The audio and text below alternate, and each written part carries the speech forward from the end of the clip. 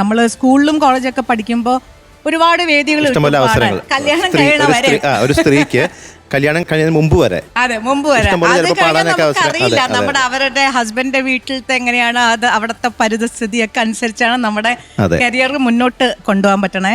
പിന്നെ കുറെ കുട്ടികളൊക്കെ നമ്മൾ ഒരുപാട് പ്രാക്ടീസ് ചെയ്യും, അല്ലാത്ത സമയത്തൊക്കെ കല്യാണം കഴിയുമ്പോൾ പ്രാക്ടീസ് ചെയ്യാൻ സമയം കിട്ടില്ല, നിന്നുപോകും. അവർക്കൊക്കെ ഇതൊരു നല്ലൊരു എൻകറേജ്മെന്റ് ആണ്. കാരണം ഇങ്ങനെ ഈ കുട്ടികളെ ശരിക്കും നമുക്ക് ഭയങ്കര റെസ്പെക്ട് തോന്നുന്നത് കുഞ്ഞു വാവകളുള്ളവരുണ്ട്, അവരെ ഉറക്കി കിടത്തി അല്ലെങ്കിൽ അവരെ ഹസ്ബൻഡിനെ കൊടുത്തിട്ടാണ് അവരിവിടെ വന്ന് പാടുന്നത്.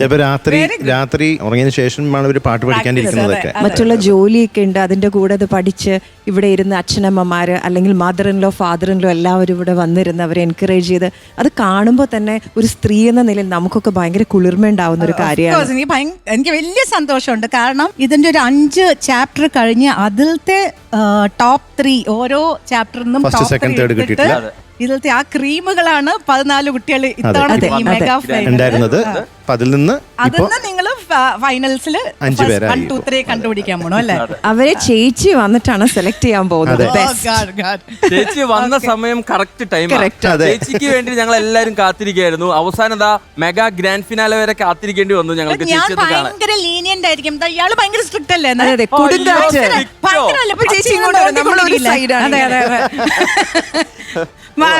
എല്ലാരും പക്ഷെ ഇങ്ങനെ വേണം.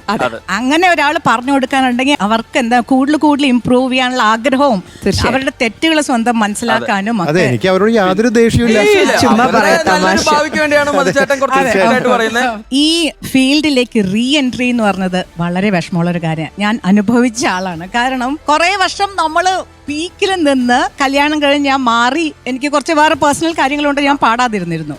അത് കഴിഞ്ഞ് തിരിച്ച് വരിക എന്ന് പറഞ്ഞത് എങ്ങനെ തുടങ്ങണം, ഞാൻ പാടാൻ വരുമെന്ന് വിചാരിച്ചു തന്നെ ഇല്ല. അപ്പോൾ ഇതുപോലത്തെ വേദികളൊന്നും ഇല്ല.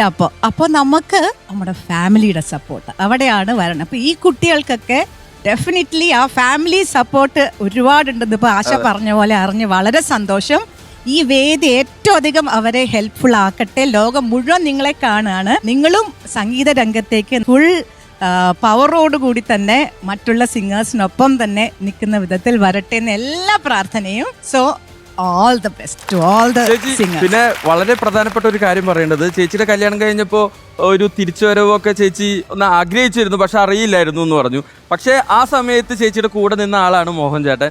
മോഹൻ ചേട്ടന്റെ പോലെയുള്ള ഹസ്ബൻഡ്സ് ആണ് നമ്മുടെ മ്യൂസിക്കൽ വോയിസിന്റെ സ്ട്രെങ്ത്. ശരിക്കും very very true, very true. മനം നിറയെ പൊന്നോണ കാഴ്ചകളുമായി ഫ്ലവേഴ്സ്.